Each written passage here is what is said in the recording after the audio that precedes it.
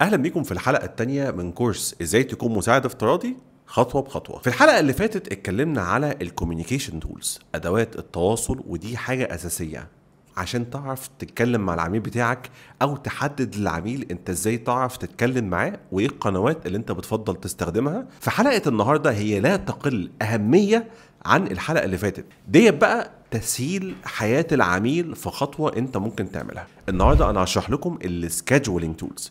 السكادجولينج تولز على قد ما انت متخيل ايه هي السكادجولينج تولز ديت، خليني كده اديك مثال بسيط عشان نبتدي واحده واحده. عميل من العملاء كان دايما مجمع الشركه بتاعته على جروب التليجرام، ولما كان بيجي له عميل جديد وكان بيبيع له مواقع زي ويب سايتس كان بيعزم العميل على جروب التليجرام يخش يتكلم معاه. يعني كان حاطط في الموقع بتاعه لو عاوز تتواصل معايا دوس على لينك التليجرام وخش تواصل معايا. لما انا دخلت مع العميل في الشغلانه ديت قلت له ان دي حاجه مش بروفيشنال، ما ينفعش ان انت تكون العميل تتعامل معاه كانه واحد صاحبك مدخله في جروب على التليجرام وتقعد تتكلم معاه. اولا شكلها وحش جدا، ثانيا التليجرام بيبقى دايما مربوط بعمليات احتيال، فدي حاجه تخوف الكاستمرز، لان لو انت كلمت مع شخص على الواتساب سهل ان انت تثبت عليه حاجه لو لا قدر الله دخلت في حاجه قضائيه. عكس التليجرام مشهور عنه جدا ان هو بيتم استخدامه للاحتيال، محدش يعرف يمسك عليك حاجه لانه بيبقى حاجه اسمها انكريبتد. هنا رشحت للعميل كذا اوبشن. انا ممكن اعمل لك اجنده عن طريقها العميل هيخش هيدوس على الايميل بتاعك هيحجز ميعاد من غير ما انت ما تتدخل تماما. كل اللي عليك انك هتبص في موبايلك هتجيلك رساله يقول لك والله العميل ده حجز معاك كذا يوم كذا. العميل ساعتها قال لي ايه اسم الاداه ديت الادوات اللي انا هشرحها لكم النهارده احنا هنشرح كالندلي واكتي سكادجولينج. التولز دول هم في منهم المجاني، وطبعا كده كده في شرحنا احنا هنستخدم الجزء المجاني، لكن حاجه زي كالندلي لو انت عاوز تطلع للاوبشن المدفوع العميل هو اللي بيدفع مش انت. ويلا بقى عشان اشرح لكم التولز ديت، وانا متحمس جدا ان انا اشرحها لكم النهارده. وتعالى كده نقول ايه اكتر اداتين مشهوره ممكن تبتدي بيهم. اكتر اداه هي كالندلي اللي انا هشرحها لك دلوقتي، وعندك اداه تانية اسمها اكيوتي سكادجولينج. اكيوتي سكادجولينج الفرق ما بين الاتنين ايه؟ هما الاتنين واحد، ولكن كالندلي ببلاش، اكيوتي سكادجولينج بفلوس. فعشان كده انا حابب النهارده ان انا اشرح لك ازاي تعرف تعمل كالندر مانجمنت سيستم للكلاينت بتاعك بحيث ان هي تفيدك. وبجد الاداه مهمه جدا جدا وهتفرق معاك قوي. اول حاجه خالص هتخش على كالندلي. كالندلي من مميزاته ان هو ببلاش ومعلهوش اي تقريبا تكلفه الا في حاله واحده، لو انت هتبتدي تفعل الحساب بتاع الباي بال. تعالى مثلا نقول انت راجل بروجكت مانجر، الساعه بتاعتك ب $100. لو انت عاوز تربط كالندلي دوت بالباي بال اكونت بتاعك فده اسمه انتجريشن، بتعمل ترابط ما بين الاداتين دول، فانت كده بتبقى بايع. فلازم كالندلي ساعتها بيحاسبك على $20 تقريبا في الشهر. هل انت محتاج تدفع حاجه زي كده دلوقتي؟ لا طبعا، احنا شغالين مع بعض كان الكلاينت بتاعي قال لي حسن خش اعمل لي سيستم باستخدام كالندلي، بحيث ان العملاء هبعت لهم اللينك ده هيدوسوا على اللينك هيحجزوا معايا الميعاد. هنا بمنتهى البساطه هتدخل الايميل بتاعك، اوكي، اللي هو هنخش مثلا بالجوجل اكونت بتاعنا. بعد ما تخش طبعا على كالندلي هيطلع لك الواجهه ديت، بس طبعا مش هيطلع لك الحاجات ديت، دي ايفنتات او حدث انا عامله خاص بالكالندر بتاعتي. انت هنا هتروح دايس على كرييت، والله مثلا انت هيطلع لك كذا اوبشن هنا اهو. 1 تو 1 يعني ديت مكالمه بتحصل مره واحده مع العميل. جروب هيبقى مع عدد من الناس، تعالى مثلا نقول ايفنت هيحصل في يوم معين في وقت معين، فدوت بيبعت لكذا شخص عن طريق انك تبعت لكذا ايميل. تمام، فبقيه الحاجات دي كلها تقريبا مش مهمه قوي. تعال نقول مثلا انت هتعمل هنا اهو كريت، ونبتدي بقى هنا اهو. طبعا احنا لحد دلوقتي زي ما اتفقنا على البلان او الخطه المجانيه. تعالى مثلا نفترض كده ان العميل بتاعي اسمه محمد، والله محمد دوت عايز ان انا هعمل له ايفنت اسمه مثلا اكسل ايفنت، راجل عاوز يعلم اكسل. طب الديوريشن دوت معناها ايه؟ المده الزمنيه بتاعه الميتنج بتاعتك. انا هختار مثلا هتبقى والله ساعه. احنا كده خلاص مبدئيا خلصنا معظم الحاجه. نبتدي بقى هنا ندوس على مور اوبشنز. مور اوبشنز دوت هيعمل لي ايه؟ مور اوبشنز دوت هيفتح لك الوصف بتاع الايفنت. فايه ايه وصف الايفنت ده؟ هل ده استشارات؟ هل ده كورس؟ هل دي مثلا متابعه؟ ايا كان الوصف بتاع الاجتماع اللي انت بتعمله للعميل.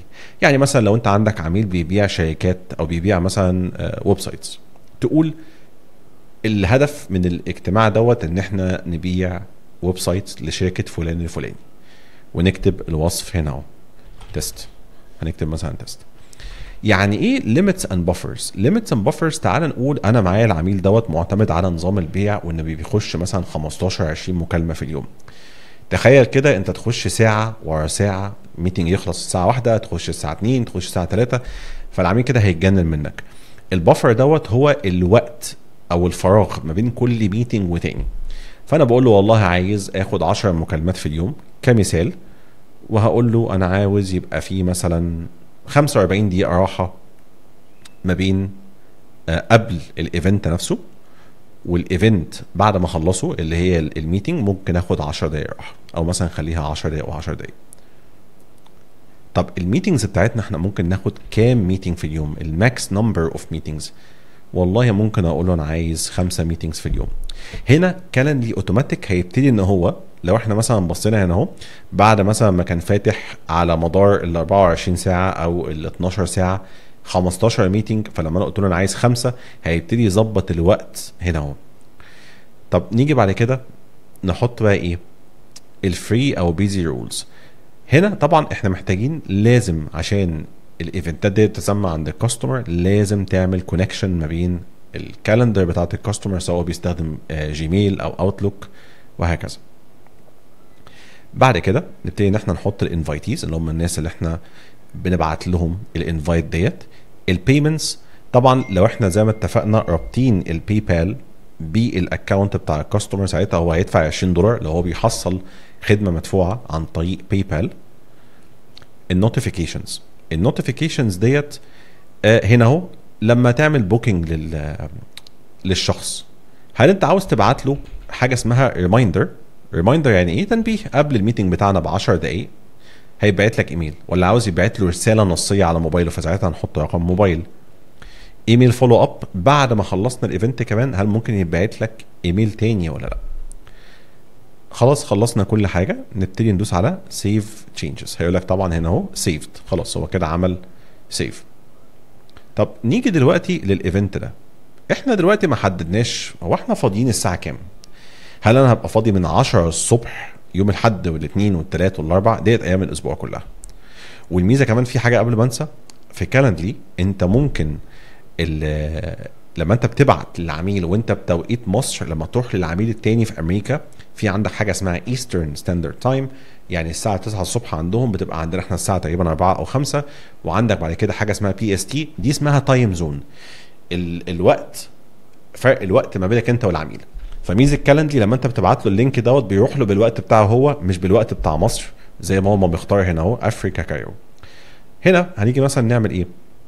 عايزين دلوقتي نبتدي نظبط المواعيد بتاعه الكلاينت. الكلاينت قال لك والله يا حسن انا فاضي من الساعه 9 الصبح لحد الساعه 1 الظهر، ويوم جمعه عندي صلاه الجمعه كمان، فانا مش هينفع اخد وقت من الساعه 1 للساعه 2.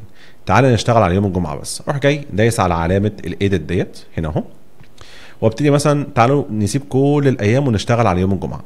الراجل ده فاضي، هيطلع لك هنا هو الوقت 9 الصبح هو فاضي.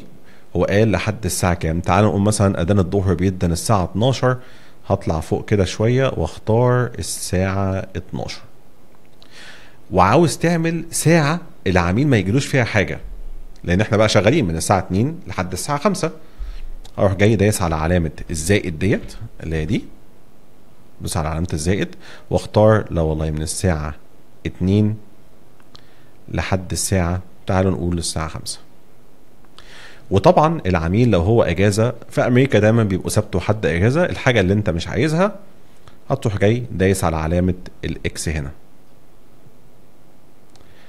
هنا العميل عندي بقى جاهز ان هو يستقبل مواعيد. تعالوا مثلا نفرض ان احنا عملنا كل التعديلات بتاعتنا على يوم الاثنين 3 4 5 جمعه، ادوس على apply to one event. بكده العميل اللينك بتاعه بقى جاهز. كالندلي هو انا شايف انه من الادوات او الادوات السهله جدا اللي ممكن اي حد يتعلمها، وكمان لو انت فيديو اديتور فريلانسر مهم قوي انك تعمل كالندر. ونصيحه عشان تعرف تشتغل العميل صح لو انت مثلا بتحجز مواعيد او سايب الناس تخش تحجز معاك ايفنت، فانت مش لازم تسيب الكالندر بتاعتك كلها مليانه، ممكن تخلي ايام فاضيه وايام مليانه عشان بس يبان انت شخص مشغول وكده يعني. وحاجه اخيره كمان، ميزه الكالندر ديت او كالندلي انك ممكن تربطه مع اي حاجه. ممكن تربطه مع جوجل ميت، ممكن تربطه مع مايكروسوفت تيمز، مع جوجل هانج اوتس، اللي انت عايزه. فبالتالي الموضوع هيبقى بسيط جدا وسهل جدا. حاجه مهمه جدا نسيت اقول لكم عليها، ان كمان كالندلي بيدعم لما العميل بيجي يقول لك انا هديك اكسس على الكالندلي بتاعتي، مش محتاج ان هو يبعت لك اليوزر نيم والباسورد بتوعك. هنا اهو انا الاونر بتاع كالندلي دوت الاكونت ده. يعني كالندلي حلو جدا، ومع الوقت طبعا لو انت اتقنت كالندلي قوي وبتفهم في الاوتوميشن فانت ممكن تظبط اوتوميشن سيستم كامل، وهذا ليس مطلوبا منك كفيرتشوال اسيستنت في الاول. اتمنى تكونوا استفدتوا من الفيديو دوت. كالندلي فعلا من الادوات اللي انا متحمس جدا ان انا كنت اوريها لكم، ليه استخدامات كتيره قوي، ولكن دي اكتر حاجات بتطلب مني انا شخصيا كفيرتشوال اسيستنت ان انا اساعد بيها العميل. شكرا ليكم، وان شاء الله نشوفكم في الفيديو الجاي. السلام عليكم.